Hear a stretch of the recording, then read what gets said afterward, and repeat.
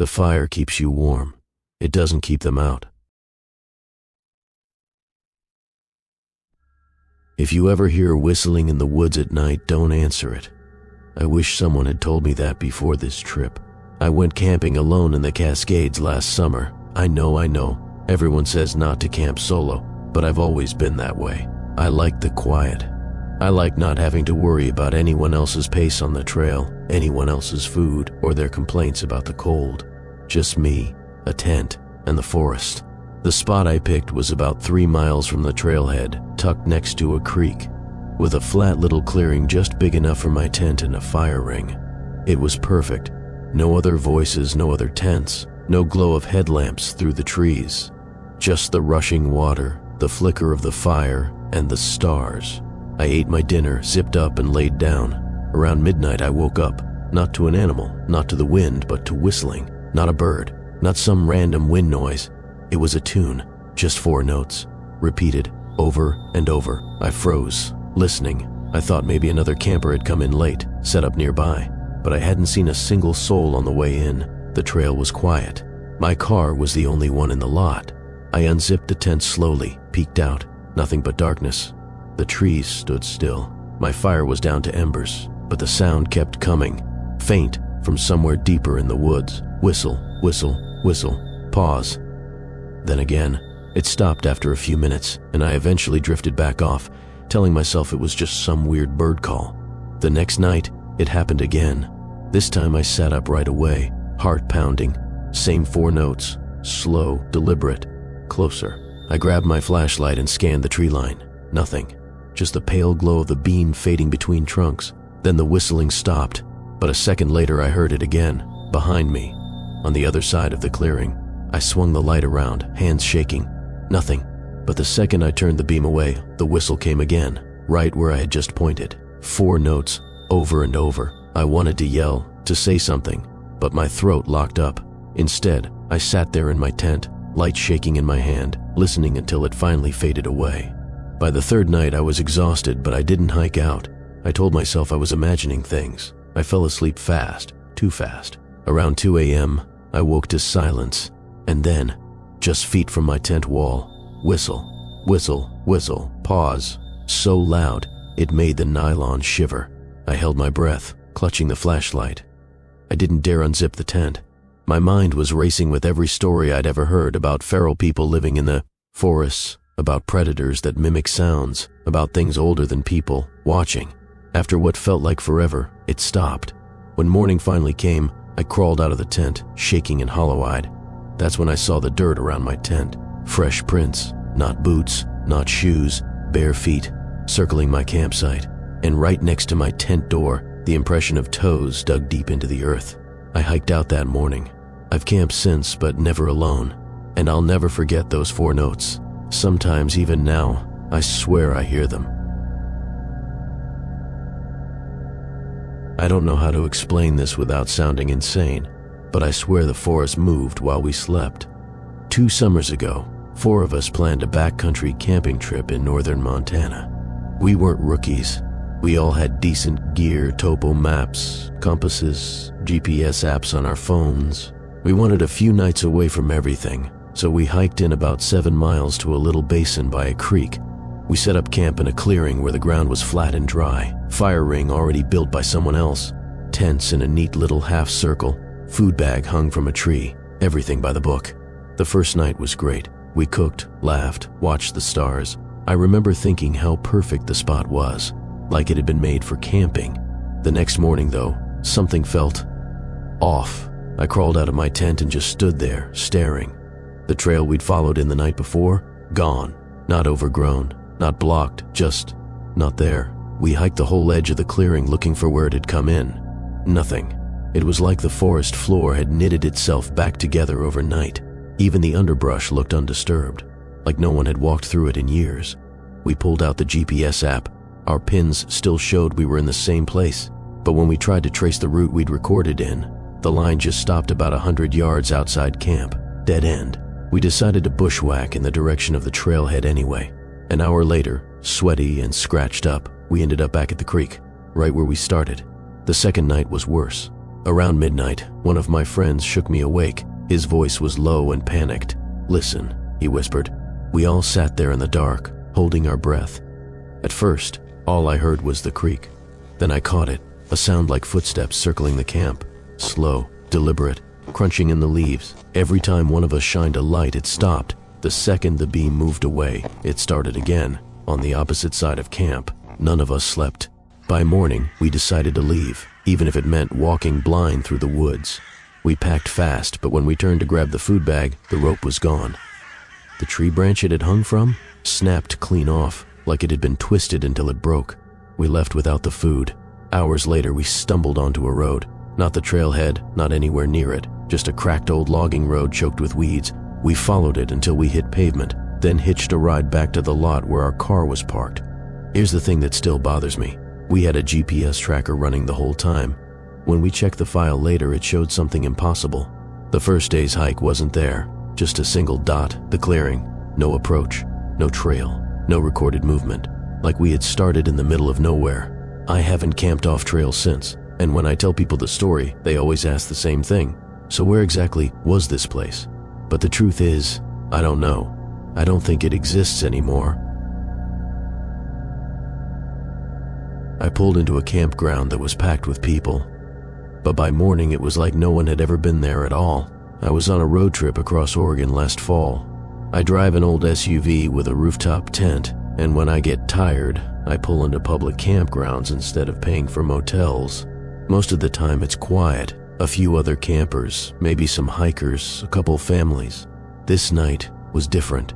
I turned off onto a Forest Service road and followed the signs for a free campground. It was about 9:30 p.m., pitch dark already. But when I pulled in, the place was alive. Every single site was full.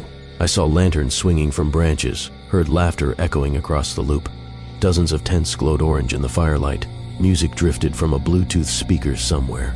I passed kids playing flashlight tag, campers clinking beers. It looked like a festival. I finally found a corner site, wedged my car in, and set up as fast as I could. I didn't talk to anyone, just gave a few polite waves. The strangest part was how normal it all felt. Everyone was friendly, but not too friendly, like they'd been camping together for years. I fell asleep to the sound of voices, laughter, the crack of logs splitting in fire rings. When I woke up, it was silent. Not morning quiet, not birdsong, not coffee pots clanging, not kids yelling, dead silent. I unzipped a tent and froze. The campground was empty.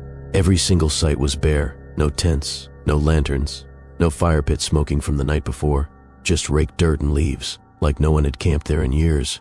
Even the ring of footprints around my car, gone. I thought maybe I'd lost my mind, that I'd dreamed it. But then I saw it, a melted red plastic cup half buried in the ash of a cold fire pit, still warm to the touch. I didn't stick around. I packed everything in record time and tore down the road. At the ranger station 20 miles away, I asked about the campground. The ranger raised an eyebrow. He told me the site had been closed for over a decade after a flash flood killed 8 campers in 2010. No one was allowed to stay there anymore, but I know what I saw. I wasn't dreaming. And sometimes, when I drive back roads at night, I catch glimpses of lanterns between the trees just for a second before they vanish. If you ever go night swimming while camping, pay close attention to what's swimming with you. A couple years back, my friends and I decided to camp near a mountain lake in Washington. It wasn't an official campground, just a pull-off where you could park and hike down about half a mile to the shoreline. We got there late in the day, hauled our coolers and tents down the rocky slope, and set up right on the sand.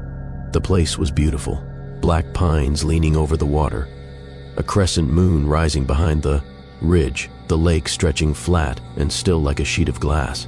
We made a fire, grilled some food, and by midnight we were tipsy and restless. Someone suggested we go swimming. I wasn't thrilled about diving into freezing mountain water, but 3 of us stripped down to our shorts and waded in. The cold hit like knives, but after a minute, it numbed into something almost bearable. We swam out maybe 50 feet, laughing, splashing, making way too much noise. Then, the laughter cut out.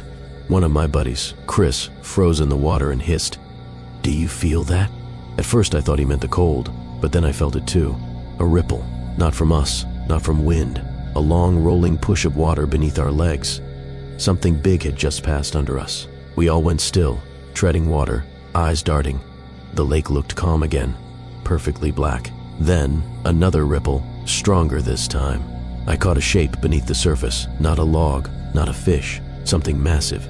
I only saw it for a second, a pale blur sliding through the dark, before it was gone. We bolted back to shore, splashing and tripping over each other. None of us said a word, just stumbled to the fire, dripping and shivering. Then we heard it. Slap, wet, heavy, against the sand.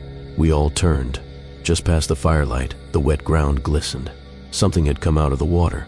We couldn't see it, only the trail it left behind. Dark, dripping impressions pressed into the sand, leading from the water's edge toward our tents.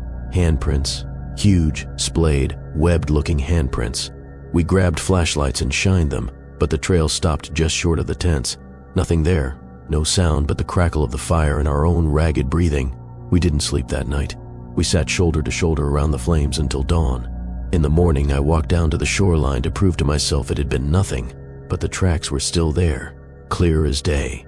And the strangest part wasn't the size, it was the number. They weren't in a line like footsteps. They circled the tents, like something had crawled around us all night, dragging itself through the sand, and then slipped back into the lake before sunrise. I've camped since, but I'll never swim in a lake at night again. Not after that. Because sometimes the water looks empty until it isn't. We thought we were collecting firewood, but someone else was adding to the pile. A few years ago, 3 friends and I hiked out to camp in the Rockies. It was late September, cold enough at night that a fire was mandatory. We found a little clearing near the base of a ridge, built a circle of stones for the fire, and spent the afternoon gathering wood. We must have hauled 10 armfuls each. By dusk, the stack was big enough to last us 2 nights easy. We joked that some other campers must have left it there for us because it didn't feel like we'd worked that hard. The first night passed quietly. Fire, food, whiskey, stories, nothing unusual. The second morning, though, we noticed something strange. The stack was bigger. None of us had gathered wood after dark. We were all by the fire the whole night, but there were fresh logs on the pile, stripped of bark, still damp with sap. Not cut with a saw or chopped with an axe. Torn, ripped from trees. We laughed it off. Maybe we'd just miscounted. That night, we burned through a good chunk of the wood, went to bed late, full and warm. At 2 or 3 in the morning, I woke up to a noise. It started faint, a dragging sound, heavy, wet, scraping against dirt and stone. Then came the breathing, low, ragged, strained. I unzipped the tent just enough to peek out. Something was moving in the dark, not an animal, too big, too upright. It lurched toward the fire ring, dragging a huge stripped log across the ground. The log slammed into the pile with a hollow thud, and then it screamed. Not words, not a human yell, a raw, broken wail, like every muscle in its throat was tearing itself apart. It clawed at the stack, dragging another log free from the woods, adding it to the pile, screaming again with the effort. Each time the sound rattled through the clearing, bounced off the ridge, burrowed into my bones. I couldn't move, couldn't breathe. After what felt like hours, the dragging stopped. The thing shuffled back into the tree line. Silence closed in again, broken only by my own heartbeat hammering in my ears. At dawn, the others saw it too. The woodpile towered chest high now. Fresh logs stacked neatly, sap still dripping, bark shredded like it had been pulled off with bare hands. We didn't stick around for another night. We grabbed what we could and bolted.